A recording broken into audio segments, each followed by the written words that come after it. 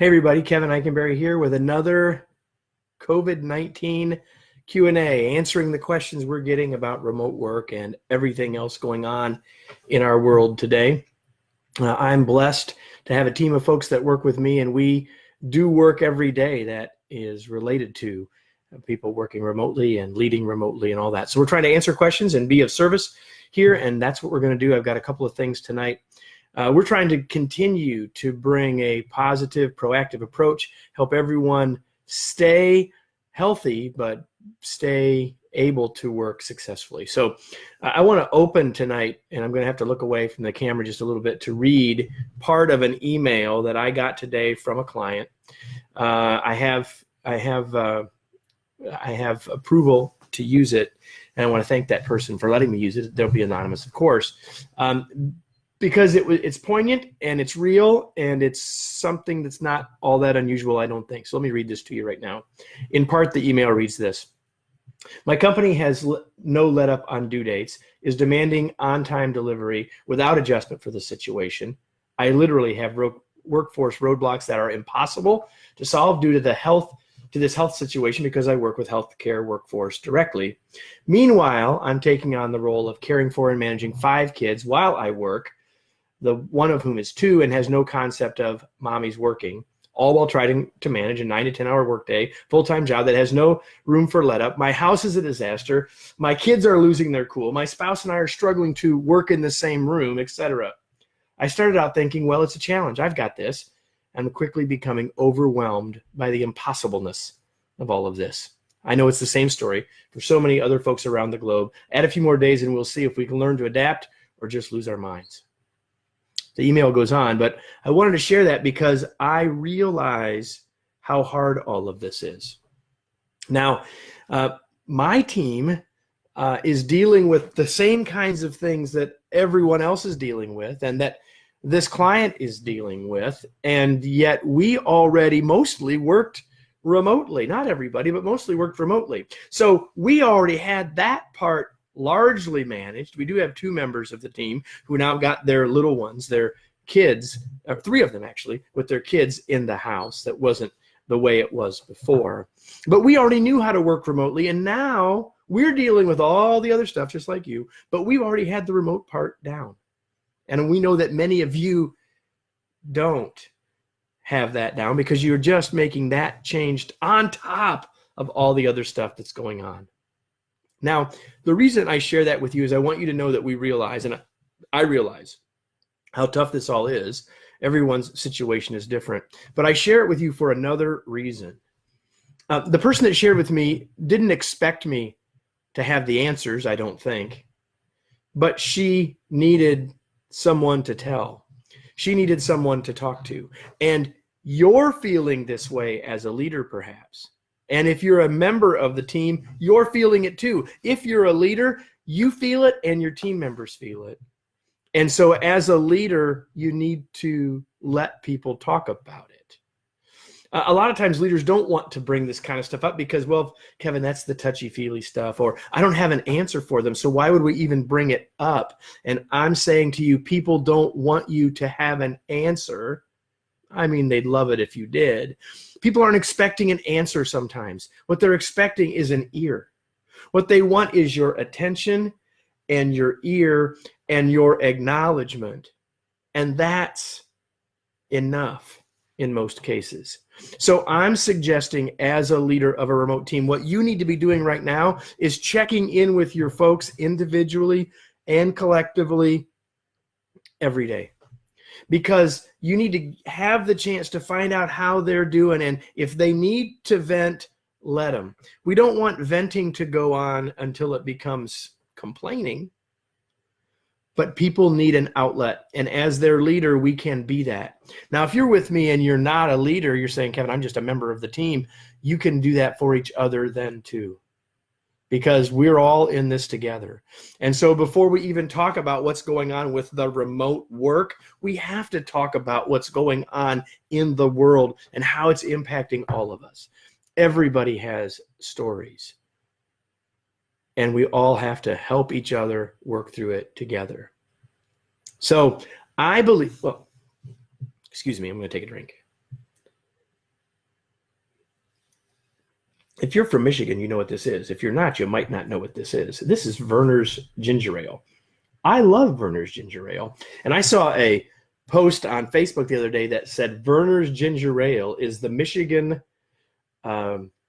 solution to the coronavirus. And of course it's not. I don't want to start any urban legends. But why did I do that? Why did I have my Werner's? Why did I do that right now? I did this for a purpose. And that is that what we all need is a positive pattern interrupt.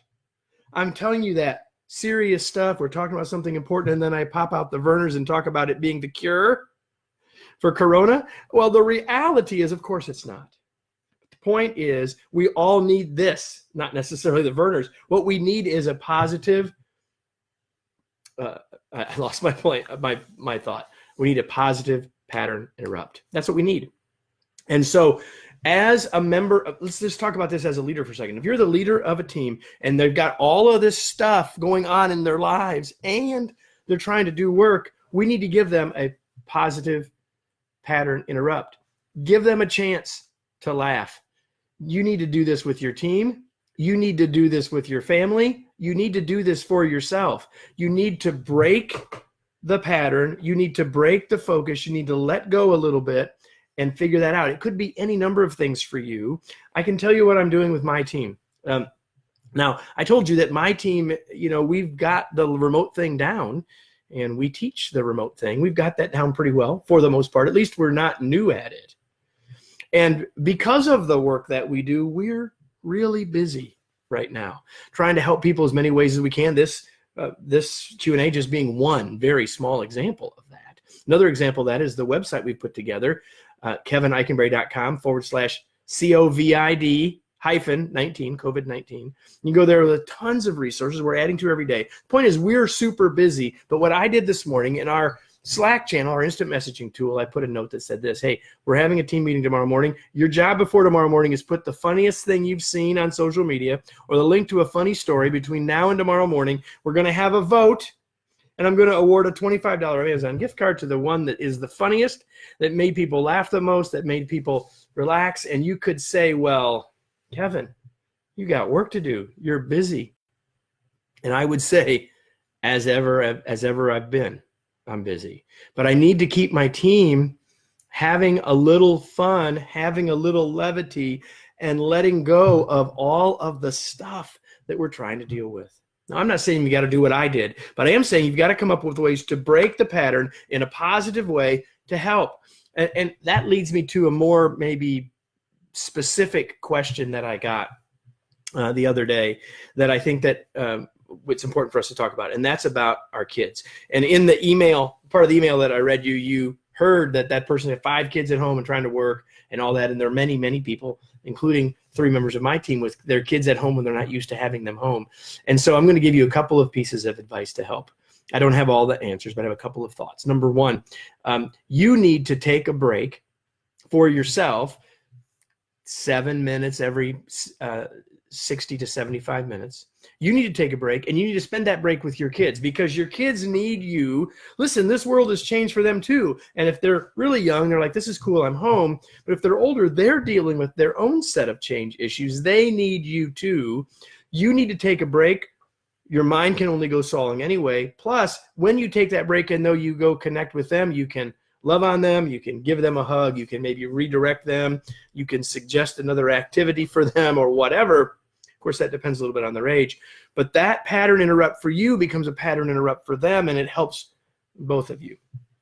If your kids are a little older, if your kids are 2, like in the email, this may not necessarily work, but what you can also do a couple of other things. If your kids are of a little bit older age, middle, elementary school probably and beyond, you can have a conversation about a little bit about, hey, mom's working, dad's working right now, and you can set some boundaries. And if they know you're going to take that break, set a timer. Let them set the timer. Have Alexa set the timer. And when that time comes, you pop up, unless you're in the middle of a webinar, unless you're in the middle of a team call, and just say something.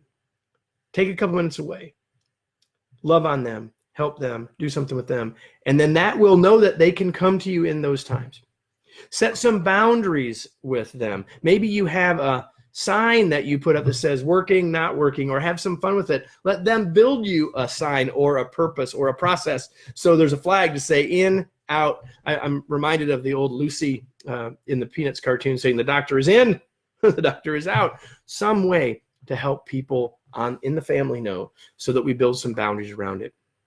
I think that's super, super important. Here's the other thing that I would encourage you to do is to grant yourself, grant your kids, grant your teammates a little grace. There's all sorts of things going on the internet, I understand. In fact, I saw an article today, one of my team members posted it, about funny things that are happening for people working at home for the first time, like their kids coming in and doing things during a conference call and all those sorts of things. Listen, for the most part, people don't care. Don't get freaked out about it. People probably don't mind seeing your kids. Now, they don't want a long conversation with you when you're trying to conduct business, but the kids popping in, wanting to see what's going on here, waving at the other people on the call, let them do it. Grant each other a little grace. Be okay with that. That'll help. I want to close with this thought tonight, and that is that while we're being asked to practice social distancing, we need to do everything we can to not practice psychological distancing. We need to keep ourselves psychologically close, even if we're physically apart. That applies to our teams. That applies to our families. That applies to our family members that we can't see because they're far from us right now, or they're quarantined or whatever. I want to challenge you with, while remaining socially distant, to not be psychologically distant. So what I'm trying to do here every day, and tomorrow's Friday, so tomorrow will be 4 p.m. Eastern time, is to answer the questions that people are sending us. And the way that we answer, the ones we answer are the ones you send us. So if you're watching me later and you have a question, put it in this comment. We will see it, and I will answer it on a future episode. 4 o'clock on Friday, 7 p.m. Eastern time next week, Monday through Thursday, and we'll go from there. I mentioned our site that we put up very specifically to help remote leaders and remote teams during this time. It's at kevineikenberry.com/COVID-19. And you can get all sorts of free resources there. These videos will later be posted there as well. Hope you'll take advantage of that. And I hope you'll ask your questions here or send them to me in email. If you know me, have my email address. You can do that, info@kevineikenberry.com. Send them there. Let us know what we can do to help. Let us know what questions we can answer. I'll be back tomorrow to answer some more. Until then, remember that you've got to take care of yourself before you can take care of others. So do that. Take care of yourself. Take care of your family. Take care of your team. Take a deep breath. We'll see you tomorrow. Thanks.